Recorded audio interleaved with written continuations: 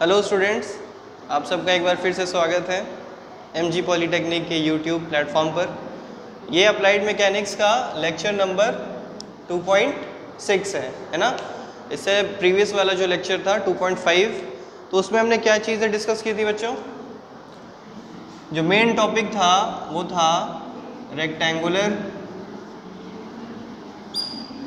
Resolution of forces,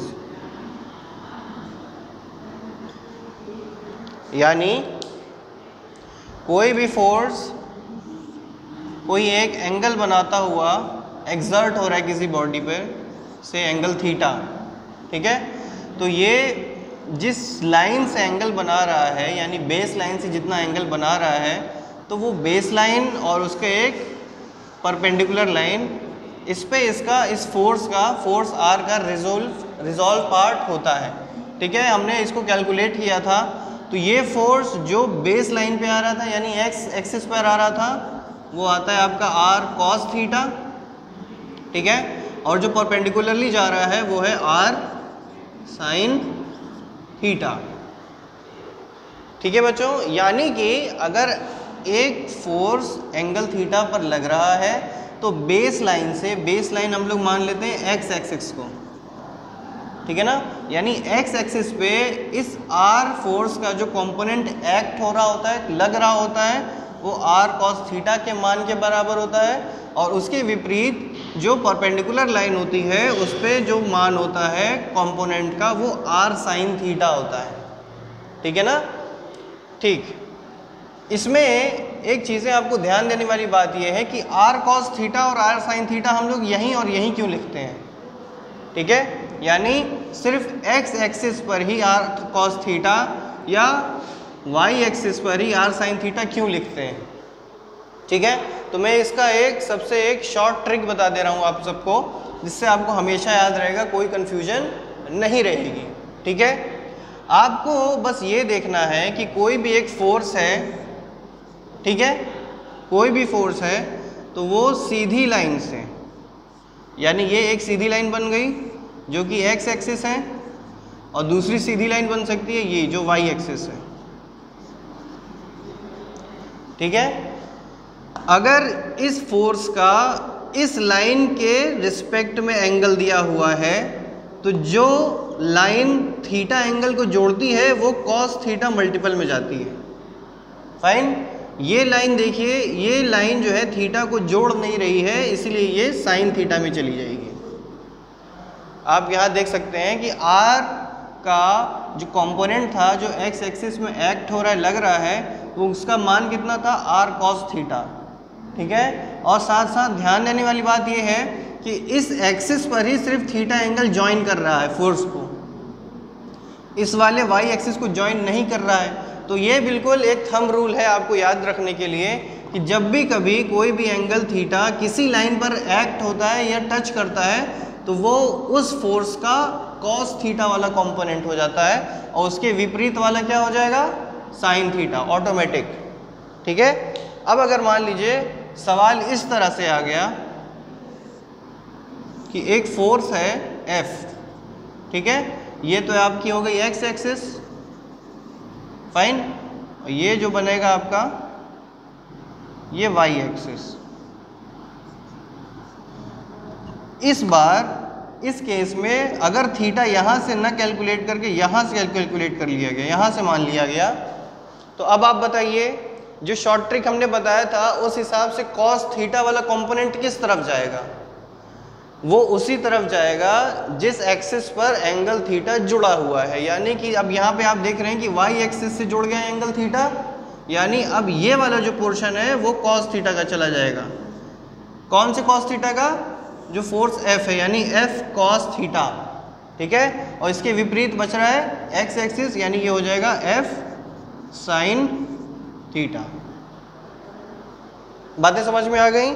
इसको और एक दो लेक्चर से या इसके और एक दो एग्जाम्पल से आप समझ लेंगे तो बहुत ज़्यादा क्लियर हो जाएगा ये।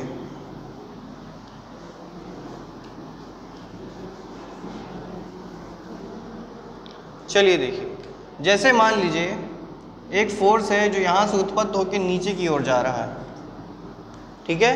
अब इस बिंदु से आप दो लाइनें खींचेंगे, एक ये और एक ऐसा, परपेंडिकुलर लाइन, ठीक है ना। देखने में लगता होगा कि ये एक्स एक्सिस है और ये क्योंकि नीचे डाउनवर्ड जा रहा है तो माइनस वाई एक्सिस है, ठीक है। ये फोर्स आर है। अब अगर हमने मान लिया कि ये इसका एंगल जो है माइनस वाई एक्सिस के रिस्पेक्ट में दे दिया, यानी ये कोई कोण बना रहा है माइनस वाई एक्सिस के रिस्पेक्ट में, तो अब आप बताइए कि कॉस थीटा वाला जो पोर्शन है वो किस तरफ जाएगा, माइनस वाई की तरफ जाएगा या एक्स एक्सिस की तरफ जाएगा। क्योंकि जिस तरह से हमने शॉर्ट ट्रिक बताया था आपको, तो जो लाइन जो एक्सिस थीटा को जोड़ रही है उसी डायरेक्शन में इस फोर्स का कॉस थीटा कंपोनेंट आ जाता है, यानी इस एक्सिस पर आर कॉस थीटा एक्ट हो रहा होगा और इसके जो विपरीत है वो हो जाएगा आर साइन थीटा। क्लियर हो गया। दूसरा कंडीशन ऐसे देख लें कि एक फोर्स ये दिया हुआ है आर, ठीक है, इससे आपने दो परपेंडिकुलर लाइन ड्रॉ कर ली, ये हो गया आपका माइनस वाई एक्सिस, ठीक है, ये हो गया आपका एक्स एक्सिस। इस केस में अगर मान लीजिए ये फोर्स का जो एंगल है इस वाली एक्स एक्सिस से लेके रिस्पेक्ट में ले लिया गया है, तो अब आप मुझे बताइए उस शॉर्ट ट्रिक के मुताबिक जो कॉस थीटा वाला कंपोनेंट है वो कौन से एक्सिस में जाएगा, माइनस वाई वाले में जाएगा या एक्स वाले में जाएगा। क्लियर बात है, जो भी एक्सिस थीटा को जोड़ रही है, एंगल को जोड़ रही है, तो वो वाले एक्सिस पे ही कॉस थीटा का कंपोनेंट जाएगा। इसका मतलब आर कॉस थीटा इधर एक्ट हो रहा है और उसके जो डायरेक्शन विपरीत वाला है वो आर साइन थीटा वाला हो जाएगा ऑटोमेटिक, ठीक है बच्चों। तो ये था एक मोटा मोटी शॉर्ट ट्रिक कॉन्सेप्ट, आपको हमेशा याद रखने के लिए, आप कभी कंफ्यूज नहीं होंगे, ठीक है।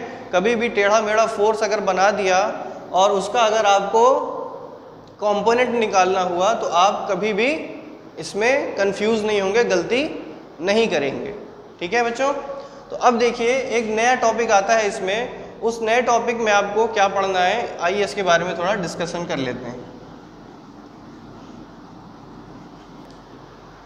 हाँ तो बच्चों हमारा जो नेक्स्ट टॉपिक था उस टॉपिक का नाम है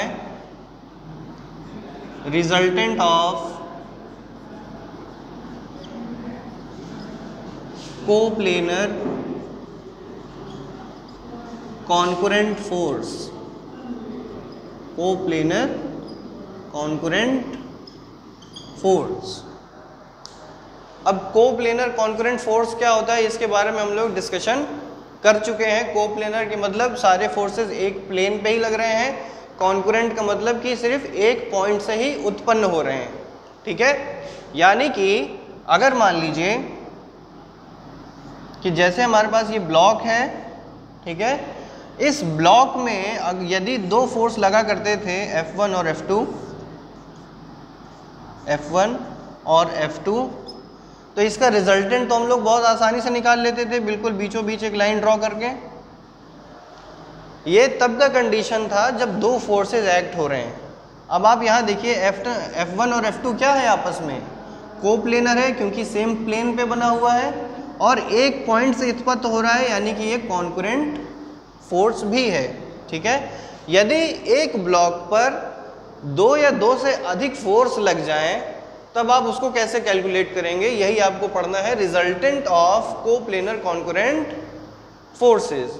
यानी इस केस में क्या है कि जैसे आपके पास एक बॉडी है, ठीक है, इस बॉडी पर दो या दो से अधिक फोर्स काम करते हैं।